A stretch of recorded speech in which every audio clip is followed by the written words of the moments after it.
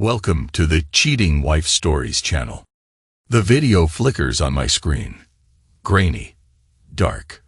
The first frames swirl with shadows, and for a moment, there's no sound except my own breath catching in my throat. I catch a flash of her face, cheeks flushed, lips parted, eyes that once looked at me with devotion, now shining with someone else's fire. I smell the sin through the screen, like cheap perfume lingering in a motel room. My stomach clenches. Stop. Rewind. Watch again. It's late. I'm on my couch, leaning over a small coffee table scattered with half-empty takeout containers. I can't piece together how I got here, or why I let it come to this. All I know is that I'm staring at her image on my phone. She's in someone else's arms, his arms. Soft moans slip through the speakers, quiet but deafening in my ears. I see bare skin, heated movements, a body I thought belonged to me alone. My vision tunnels. I taste metal in my mouth. Blood, maybe, from biting my tongue. Because I can't talk. I can't breathe. My heart clenches so tightly it hurts. I shut my eyes against the flicker of the screen, but I can't unsee it. It's burned into me. For seconds that feel like hours, I'm paralyzed. Then my chest heaves. I lurch to my feet. My phone slips from my hand, clattering onto the couch cushions, and I stumble to the kitchen sink. Splash water in my face. Gasp for air. She's gone from me. She's gone. But I'm still here, and that's worse. I force myself to calm down. Count backward from 10. Then from 20. I've done this routine since I was a kid, but it feels like a joke now. My entire life is a punchline. A man who believed in loyalty, who insisted that family was everything, now standing in the middle of a silent house that smells of stale coffee and heartbreak. Outside, the clock reads 2:00 a.m., the same hour I got the first alert, a push notification from the home surveillance app on my phone. Audio recorded, possible intrusion. She'd left her phone near one of our shared devices. Or maybe she forgot the settings that automatically sync calls. It doesn't matter, because what I heard was her voice, breathy and seductive, cautioning him about risk and secrets. And then hearing him. Marcus. The name alone stings. His voice is low, intimate. He calls her baby like it's the simplest thing. I should have shut it off. But I couldn't. I listened, jaw clenched, as they planned another meet-up at his music studio. I could practically hear the hum of equipment in the background, the faint echo of guitar strings, her whispered excitement, their shared laughter, and in that laughter, the final blow to my chest. She'd never laughed that freely with me. Not in years. I splash my face again, then yank open the cupboard. I pull out a pack of cigarettes. I gave up smoking a decade ago, but tonight, I don't care. The lighter sparks. The first drag burns my lungs, reminds me I'm still alive, though I'm not sure I want to be. I let the smoke fill me, then exhale. The reflection in the dark kitchen window shows a man I barely recognize. Hollow cheeks, eyes rimmed in red, shoulders slumped. The pathetic shape of me. My name is Jonathan Pierce, but the person in the glass looks older, hammered down by life's repeated betrayals. Age 38, but tonight I feel like I'm 100. Funny, how quickly the world can shift. One day, you're the decent, predictable guy who has a decent, predictable job. You come home to your wife's warm smile, her soft humming, and you think it's enough. The next day, you're living in a nightmare where your wife's body is tangled with another man's, and you're powerless to stop it. The pain tastes like bile. I flick ash into the sink and watch it swirl in the leftover water. The video is still paused on my phone behind me. If I press play again, I'll see their silhouettes. The arch of her back as she grits his shoulders. My wife, Cassandra, whose face contorts with pleasure that I haven't seen in years. But I can't bring myself to delete it either. It's evidence, and I need evidence, right? I stand there for minutes, trying to slow my pulse. One step at a time. Breathe, Jonathan. You've faced tough times before. You were taught to endure. My father used to say, never let them see you cry. Son, tears won't fix a damn thing. So I don't cry. I can't. When the smoke is done, I crush the butt under the faucet. The smell hangs in the air, stale and sharp. I stand with my hand braced against the cold counter, staring at the swirling water. Then, silently, I walk back to the living room and pick up my phone. I press play again. Let it finish. Punish myself with the final seconds where she breathes his name. Marcus, 3 days earlier. A normal morning. 7:00 a.m. alarm. I stumble to the shower. Let the hot water roll over me. Cassandra is in the kitchen by the time I'm dressed. She's humming. My mind registers it as background noise, just the comforting routine of my wife. We've been married 10 years, together 12. We're used to each other's rhythms. Morning, she says without looking up from the coffee machine. Morning. I rub my eyes. I'll be home late tonight. There's a big project at the plant. She glances at me. Her hair falls around her face in thick, dark waves. She looks lovely, and I feel a flicker of affection. Sure, I might go out with a friend. Anyone I know. She hesitates just a beat too long. Just a friend from the writing group, she says, smiling quickly. It's no big deal. Then she brings me coffee. Black, 2 sugars, exactly how I like it. Something feels off. My gut clenches. But I override it. I don't want to be suspicious. I've always trusted her, always believed she was the kind of woman who hated secrets. So I nod. Have a good time. For a second, there's an unspoken tension, then we each turn away. She rummages in the pantry. I scroll through my phone. We're lost in our own worlds, or maybe I'm the only one lost, and she's fully aware of what's happening. That was 3 days ago. Before the phone call. Before everything. Back in the present, the clock reads 2:30 a.m. Cassandra isn't home. Or if she is, she's in the spare bedroom. I don't remember hearing the door. My head pounds. I haven't slept. The phone is still in my hand. The video ended. A notification pings. The DNA results are in. I stare at the text message from the clinic. I scheduled the paternity test weeks ago, quietly, after picking up on the subtle inconsistencies. The timeline, the absolute lack of resemblance between me and the child I thought was mine. My child. Our child.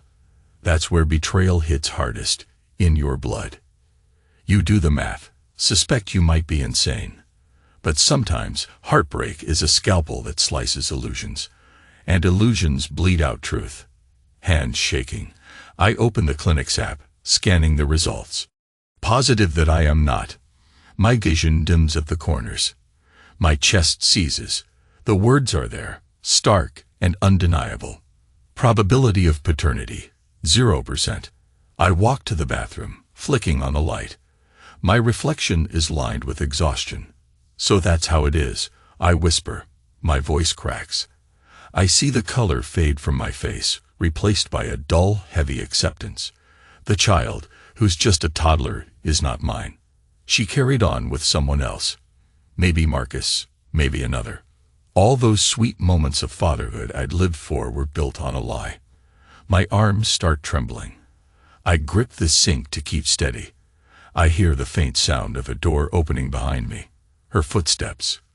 Cassandra's footsteps. John. Her voice is hushed, careful. What are you doing up? I don't turn around. I keep my gaze on my reflection. Couldn't sleep. She comes closer. I fell asleep in the spare room. I didn't want to disturb you. My laugh is silent, bitter, so thoughtful. She clears her throat. You okay? I flick the phone screen into darkness, slip it into my pocket, and glance at her. Fine. She starts to say something else, but she stops. Something flickers in her eyes. Fear, maybe. Because she senses I know. That intangible shift you can't hide when your secrets are about to explode. She doesn't speak. We stand there, two strangers with a broken vow shimmering between us. Finally, she whispers, "John, let's talk tomorrow, okay?" I say nothing. I switch off the bathroom light, brush past her in the hallway. I can't look at her. If I do, I might see the ghost of the woman I loved. And I can't handle that right now. I'm at work the next day, moving through tasks in a trance. People greet me, ask about the project status. I mumble something about deadlines. In reality, I'm not all here. My mind replays that video in loops, the recorded phone call, the test results. They say time slows when your life hits a crisis, like a car crash in slow motion. Right now, every second is an hour, but I force composure. My father's voice resonates in my head. Keep it together. Don't break. So I phone the lawyer. Ask about next steps. He wants documentation. Proof. He says the paternity test results will be crucial. The recorded phone call. The video. God, the video. My chest aches just saying those words. But I have to do it. I finalize plans with the lawyer for a confrontation, a potential divorce proceeding. It's all technical, cold. The law can be that way. A stark mirror of the ugliness in people's hearts. Hours bleed into night. Cassandra is out again, probably with him. I keep waiting for her to text me something. Even a lie would be better than the silent condemnation. But my phone is quiet. I sit at the edge of our bed. We used to share this bed like a sanctuary of whispered secrets and private jokes. Now I feel like a trespasser. On her bedside table, I see a notepad with scribbled lines from her writing attempts. She used to read me drafts of her short stories. She'd look up at me, all wide-eyed, seeking my reaction. And I was always supportive. "That's great, Cass." I'd say, meaning it. I never mocked her dreams. So why did I fail to keep her? That question churns in my gut. Did I stop paying attention, stop nurturing her creativity? Did I get so caught up in being a provider that I forgot to be a partner? My head spins with regrets. My mind replays 100 little fights, half-remembered nights when she turned away from me in bed. We never addressed it. Maybe we both thought the same old story, that real love endures all. But love can't endure secrets. It rots from within. I catch myself rummaging for another cigarette. My hands fumble with the pack, but I hesitate. Maybe I've had enough self-destruction for one day. Instead, I walk to the window, open it. The cold Chicago air slaps my face. I can see the neighbor's porch light. I wonder if they know. People talk. They gossip. And once word gets out about Cassandra's betrayal, maybe it already has, I'll be the man pitied by the entire block. The man whose wife cheated so flagrantly that there's video evidence. The father who isn't actually a father. I blow out a long breath. Enough. Tomorrow, I confront this head-on. Enough waiting in the shadows like some wounded animal. I'm still a man. I still have dignity. I deserve answers. Morning arrives in a blur. Cassandra is sitting at the kitchen table with a mug of tea. She looks up as I enter. The tension is thick as a fog, choking me. "John," she starts, but I lift a hand. "Don't," I say. My voice is controlled, quiet. Because if I let the anger out, it'll consume us both. We need to talk. She presses her lips together, nodding. I place my phone on the table. For a moment, I see her eyes flick toward it. Fear, guilt, dread. Something flickers there. "I have enough to know," I say, swallowing the tremor in my throat. "Stop lying. It's over." She inhales sharply. "What do you mean?" I lean in, my voice low, as if speaking to a stranger who's trespassing in my life. "I have proof. Of you and Marcus. I have the DNA test for the boy you claimed was ours. I've known for weeks, just didn't want to believe it." Her eyes widen, tears glistening. She sets her mug down. "John, it's not." "Don't," I snap, standing up so fast my chair tips over. "Don't give me the usual excuses.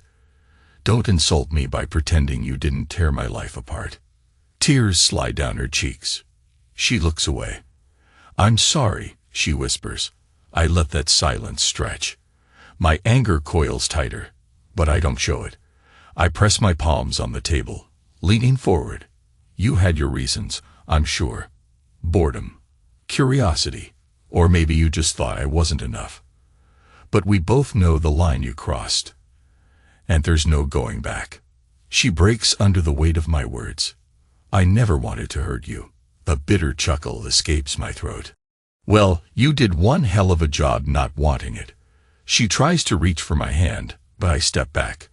"I can't fix what's done," she says in a trembling voice. "It was a mistake, a stupid affair that spiraled out of control." "Mistake," I echo. My voice is calm, but inside I'm screaming. Was it a mistake to carry his child and pretend it was mine? She winces. "Marcus, he might be the father, yes." Her hand covers her mouth. I was confused, scared. I didn't know how to tell you. "Don't worry." I straighten, feeling my chest tighten. "You don't have to tell me anything anymore. It's over." She sinks into the chair, sobbing into her hands.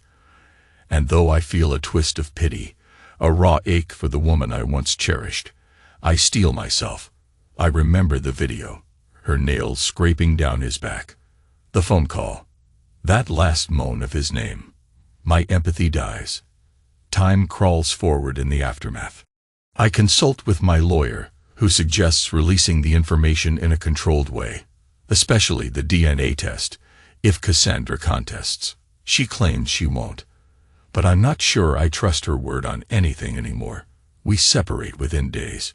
She packs some bags, stays with a friend. I remain in the house alone.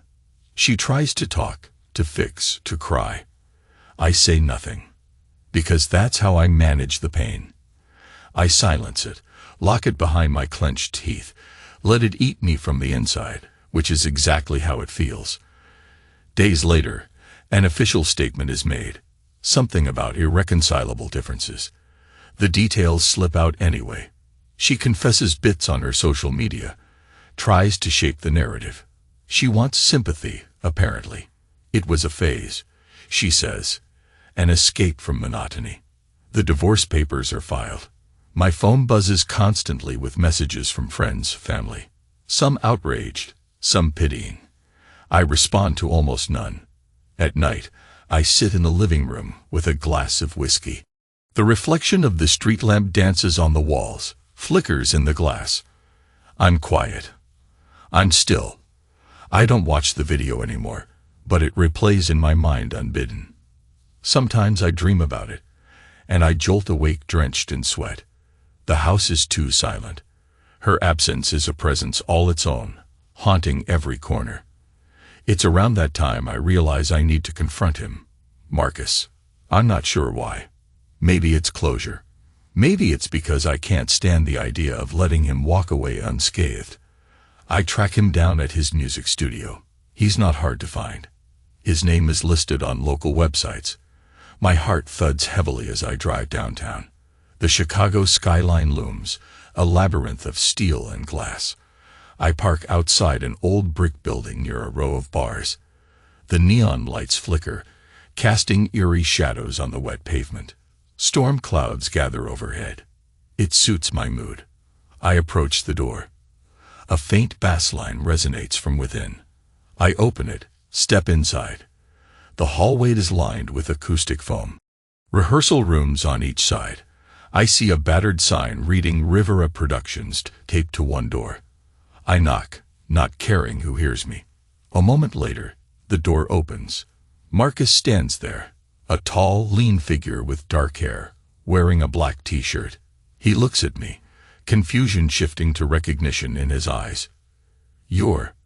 He starts, but I push past him, stepping into the room. It's a cluttered space filled with instruments, cables, and the smell of stale coffee. Another man stands behind a mixing console, eyes widening. Marcus motions for him to leave. The man hurries out, shutting the door behind him. Marcus keeps his distance, reading the tension. "Look, man, I don't want trouble." I keep my gaze locked on him. Trouble is already here. My voice is quiet. No yelling. No grand theatrics. Just a calm, lethal edge. He lifts both hands. I'm sorry. I know you have every right to. Shut up. I cut him off. You took what was mine. You betrayed me in my own home. Don't pretend you don't know exactly what that means. His throat bobs. I don't have an excuse, okay? Cassandra said. Don't say her name. I exhale. My eyes lock on him. I see fear. Good. Let him fear me. How long? He hesitates. 18 months, off and on. The raw truth slices deeper than any lie. 18 months. Longer than I suspected. My fists clench. I want to pound him into the ground, but something in me holds back. Maybe the part of me that still believes violence won't fix the deeper wound. Or maybe I'm too numb to lash out physically. He shifts. John, I never planned on getting her pregnant. I thought you two were separated already. She told me. Lies. I whisper. My voice shakes with fury. She lied to you. She lied to me. She lied to everyone. The overhead fluorescent buzzes.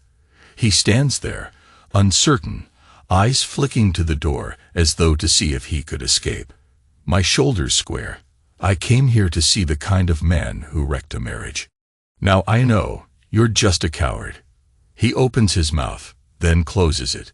There's no defense he can offer that could matter.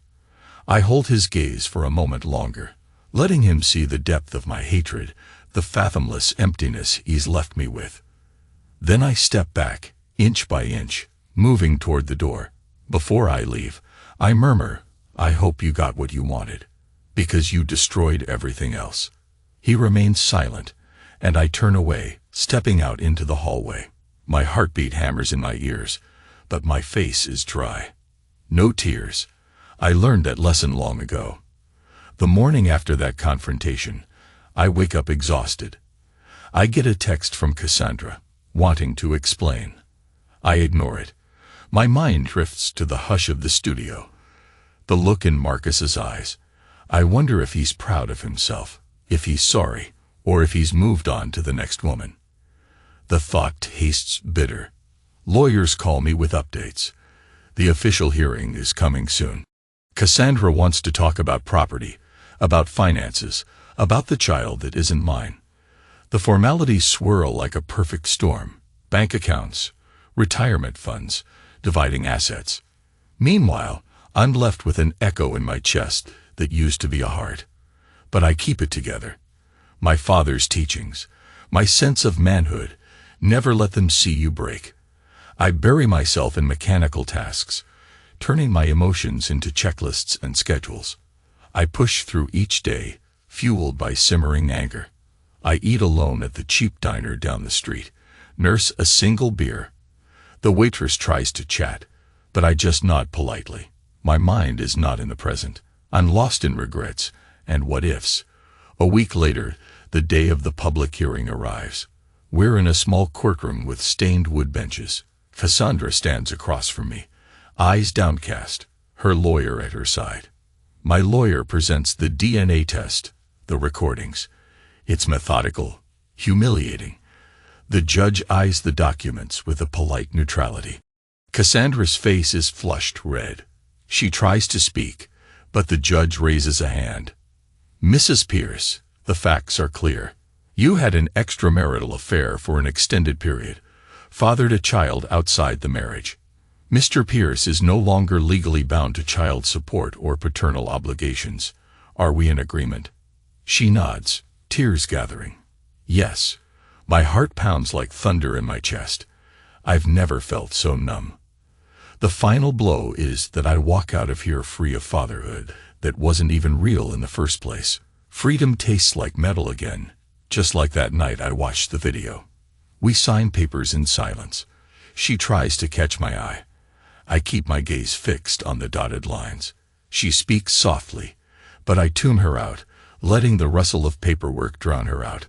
My pen scratches across the final document. Then it's done. The man I was, husband, father, is dead. A press of time. 2 weeks after the hearing, people start talking. Rumors swirl around the neighborhood, on social media. I see posts from acquaintances about Cassandra's attempts to justify everything. She claims she was lonely, that she never meant for this to happen. Some circle her in sympathy, blaming me for neglect. Others side with me, outraged at her betrayal. I keep out of it. The house I once called home is now just a shell. I spend my evenings sleeping on the couch, ignoring the bed. One night, I wake up from a dream about the child. He's running toward me, arms outstretched, calling me Daddy.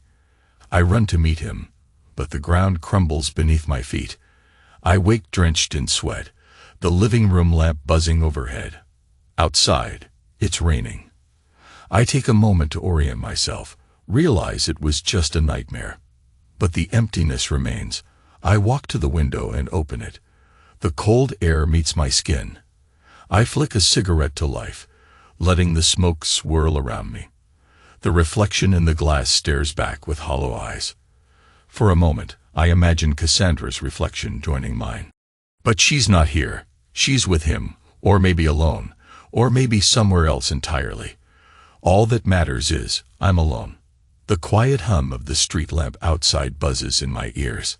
Sometimes, silence speaks louder than screams. Eventually, the local media gets a whiff of this sensational story.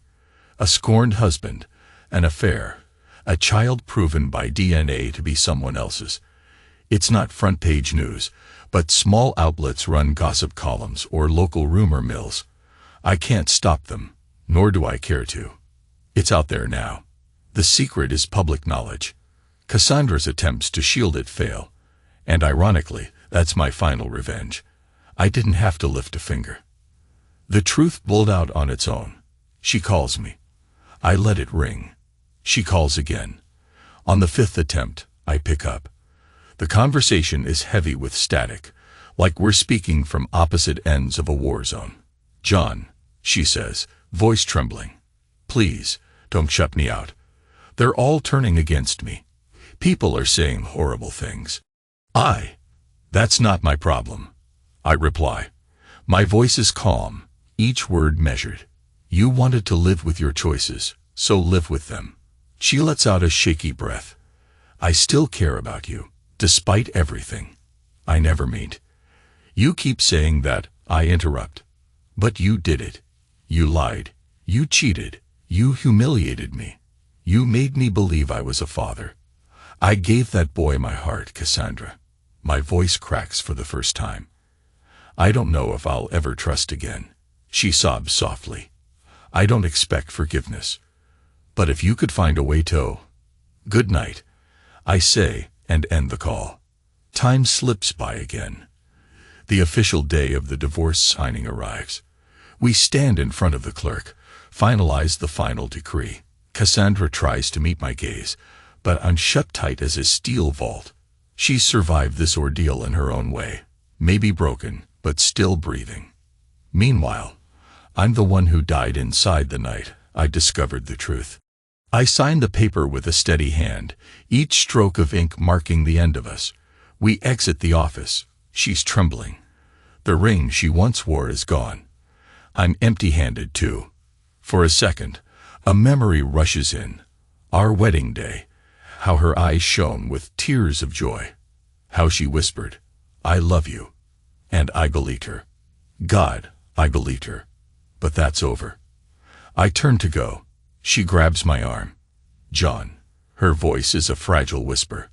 I pull away gently, not looking at her face. "We're done." A beat of silence, and then I walk off, leaving her standing there with tears in her eyes. Outside, the sky is overcast. I light another cigarette, ignoring the cold. A new kind of calm envelops me, numb yet final. Weeks later, I return to the house for the last time. It's being sold, the final piece of property to be liquidated. I roam through the empty rooms, memories flickering like ghosts. The living room where we used to watch old movies on Saturday nights. The kitchen where she hummed while cooking. The bedroom we once shared. Everything echoes with the phantom presence of a past life. In the upstairs closet, I find a small box of photographs. Us smiling at a beach in Florida, her arms around my waist, my arms around her shoulders. We look young, in love, oblivious to the storms that lay ahead. I stand there, flipping through images. A pang shoots through my chest. But no tears come. My father's voice again. Never let them see you cry. I take the box downstairs, set it on the counter. I'm not sure what to do with it. Eventually, I decide to leave it. Let the new owners find it or throw it out. It doesn't matter.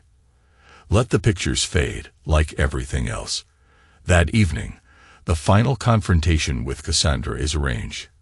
We have to meet one last time to sign the real estate paperwork. The notary is set up in an office building downtown. I arrive early.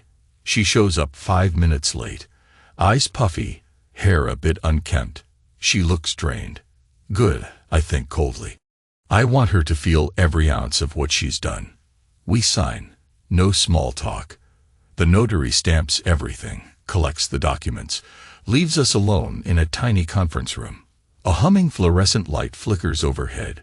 She gazes at me with sad eyes. I know you hate me, she says softly.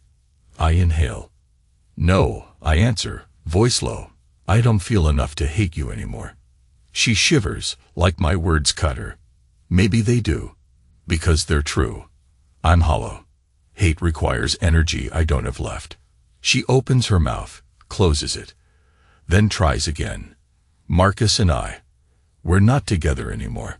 We haven't been since the scandal went public. He didn't want the backlash. I shrug. It means nothing to me. She runs a trembling hand through her hair.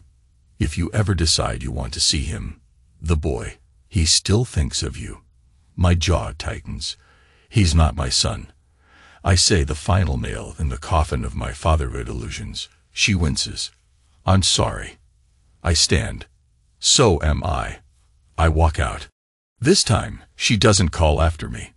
Night air greets me as I exit the building. I fish out a cigarette, light it, lean against a stone pillar, letting the smoke coil around me. I watch the city lights flicker across the dark sky. My phone vibrates with a message. From my lawyer, confirming the sale is complete, the final step in dividing assets. I read it, then slipped the phone back into my pocket.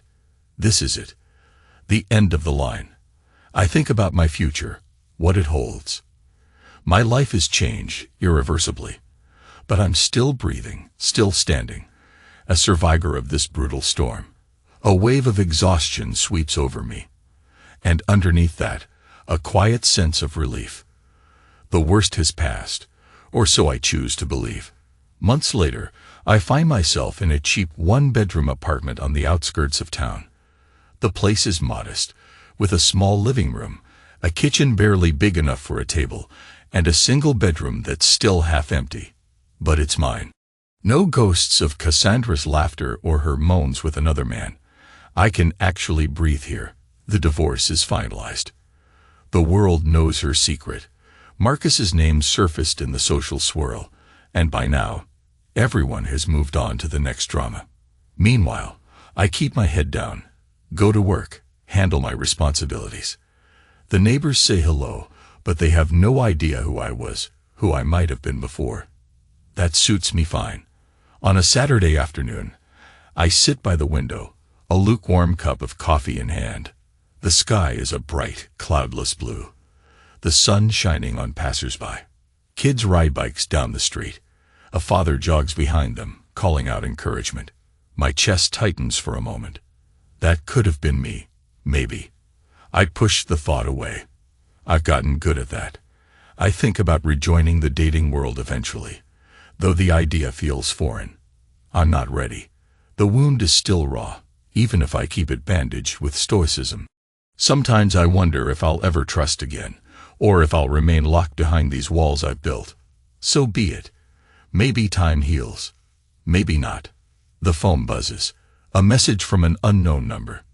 John, it's Cass. I know you said never to contact you again, but I wanted to ask if we could talk. I'm not doing well. Please. I read it, my pulse accelerating. Then I press delete. Weeks pass.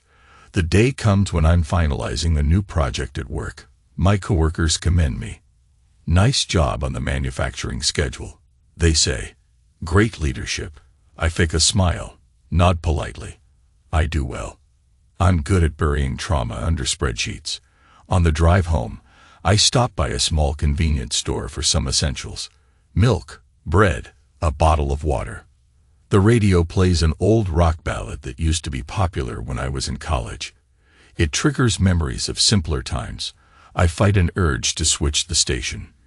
Instead, I let it play, letting it remind me of a younger, more hopeful me. When I return to my apartment, I notice a piece of mail from a friend back in California. Inside is an invitation to a high school reunion. My first instinct is to toss it. But I read it over, thinking maybe it wouldn't hurt to see old faces, recall times before my heart got trampled. Who knows, maybe I'll go. Or maybe it's just false optimism. I set the invitation aside and prepare dinner. My heart feels a bit lighter tonight. Maybe the act of cooking is soothing. Maybe I'm finding some measure of peace. Later, I sit on the threadbare couch with a glass of whiskey in my hand, swirling it slowly. The lamp overhead casts a dim glow on the walls. The memory of Cassandra lingers like a ghost, but it doesn't stab as fiercely as before. I sip the whiskey, feeling it burn down my throat. Silence. That's become my constant companion. But it's no longer suffocating. It's just quiet. I reflect on the journey I've taken. From naive husband to a man forcibly awakened. Betrayed, humiliated, and stripped of illusions, I learned the child wasn't mine. I discovered the phone calls, the video, the depth of her deceit. I confronted Marcus, saw him for the spineless opportunist he is. I endured the legal battles, the pitying stares, the scandal that spread among neighbors and acquaintances. I stood by while Cassandra tried to justify her actions to the world. And here I am, in a place no bigger than a motel room, free from her, but also free from the life I thought we'd build together. What's left is me, a man who's learned that the greatest revenge isn't shouting or breaking things. It's silence, the kind that echoes in the other person's conscience, forcing them to live with their guilt. Because after the dust settles, she still has to face the wreckage she caused, the child who might someday ask about his father. Meanwhile, I go on, changed, maybe colder, but still alive. A man shouldn't cry, at least, that's what I was taught. And I haven't. Not once throughout this entire hellish journey. But inside me, the pain is real. It's just locked away, slow poison. Maybe one day I'll find a way to let it out and heal. For now, I hold the glass in my hand, the reflection of the single lamp mirrored on the surface. I take a deep breath, exhale. Then a small laugh escapes me. Dry, almost humorless. Because I realize something. I survived. Her betrayal didn't kill me. It just turned me into someone who no longer recognizes the softness of his past.